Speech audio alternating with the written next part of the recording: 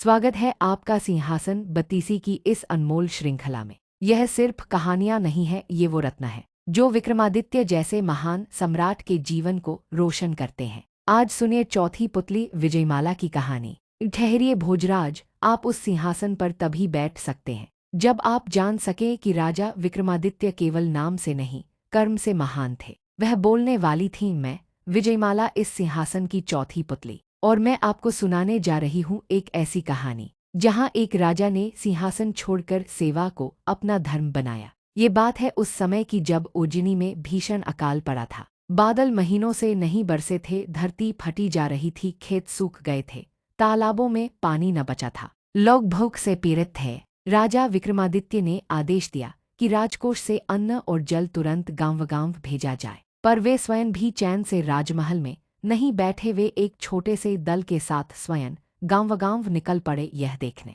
समझने और महसूस करने कि उनकी प्रजा किस हाल में जी रही है। एक दिन का दृश्य, उज्जैन से बहुत दूर एक गांव का रास्ता था, पथरीली जमीन, तपता सूरज और बीच रास्ते पर एक वृद्ध ब्राह्मण बैठा हुआ था। उसकी गोद में एक बालक था, पीला, कमजोर और लगभग मूर्छित। राजा ने घोड़ा रोका और खुद नीचे उतरे। ब्राह्मण के पास जाकर पूछा, कौन है यह बालक और क्यों ऐसी दशा में है? ब्राह्मण ने कांपते स्वर में कहा, राजन, यह मेरा बेटा है, कई दिनों से बीमार है, न कोई वैद्य है न औषधि। मैं इसे उज्जैन ले जा रहा था पर चल नहीं पा रहा। राजा ने एक पल की भी देर न की। उसने सैनिकों को संकेत किया और स्वयं बालक को अपनी बाहों में उठा लिया। अब यह पुत्र मेरा भी है और इसका कष्ट मेरा कर्तव्य। राजा ने रथ मंगवाया और बालक को उज्जैन के राजवैद्य के पास ले जाया गया। राजा ने महल छोड़ दिया और स्वयं उसी बालक की सेवा में लग गए। जब वैद्य ने देखा तो कहा, यह बालक बहुत दुर्बल है, केवल एक औषधि है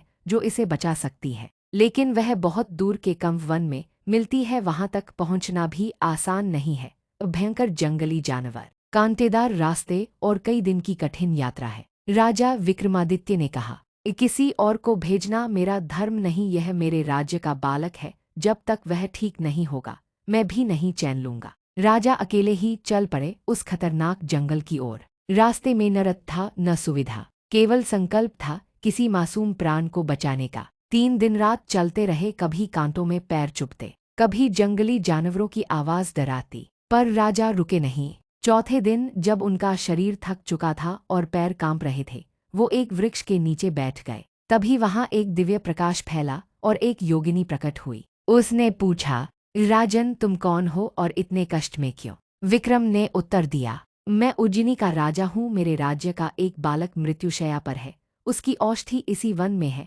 जब तक मैं वह लेकर न लौटूं तब तक मैं राजा कहलाने का अधिकारी नहीं। योगिनी कुछ क्षण चुप रही और फिर मुस्कराई। उसने कहा, राजा वही होता है जो प्रजा का कष्ट अपना समझे, तुम्हारा तप महान है, लो यह औषधि लो, यही उसे जीवन देगी। राजा ने उस अमूल्य जड़ी को अपने वस्त्र में बांधा और बिना रुके लौट पड़े। पीछे दर्द था, आगे कर्तव्य। उज्जैन लौटने में 2 दिन और लगे। जब वे पहुंचे, बालक की स्थिति और भी गंभीर हो चुकी थी, पर जैसे ही वैद्य ने वह जड़ी दी, कुछ ही घंटों में उसकी सांसें स्थिर हो गईं, आंखें खुली और होठों पर जीवन लौट आया। वृद्ध ब्राह्मण विक्रमादित्य के पैरों पर गिर पड़ा। हे महाराज, आपने तो मेरा बेटा नहीं, मेरी दुनिया लौटा दी। क्या ऐसा भी कोई राजा होता है जो खुद अपनी जान जोखिम में डाल दे? राजा ने उसे उठाया और कहा, अगर मेरे राज्य का एक भी बालक पीड़ा में हो तो मैं स्वयं चैन से नहीं रह सकता। मेरे लिए राजधर्म सेवा है और यही मेरी असली गद्दी है। कुछ वर्षों बाद वही बालक उज्जैन के गुरुकुल में बढ़ा और विक्रमादित्य ने उसे अपना मंत्री बना लिया। लोग उसे राजकृपा कहते थे और वह जीवन भर राजा की तरह ही दूसरों की सेवा करता रहा। तो बताओ भोजराज, क्या तुम भी सिंहासन को ऐसे समझते हो? क्या तुम राजमुकुट को सेवा और त्याग के रूप में देख पाते हो? यदि हाँ तो आगे बढ़ो, यदि नहीं तो अभी लौट जाओ, क्योंकि यह सिंहासन केवल एक राजा के लिए नहीं है, यह सिंहासन उस आत्मा के लिए है जो हर दुखी को अपना मान सके। सिंहासन की वह पुतली जिसने विक्रमादित्य की करुणा को अपनी आंखों से देखा है, और अब तुम पर निर्भर है क्या तुम योग्य हो।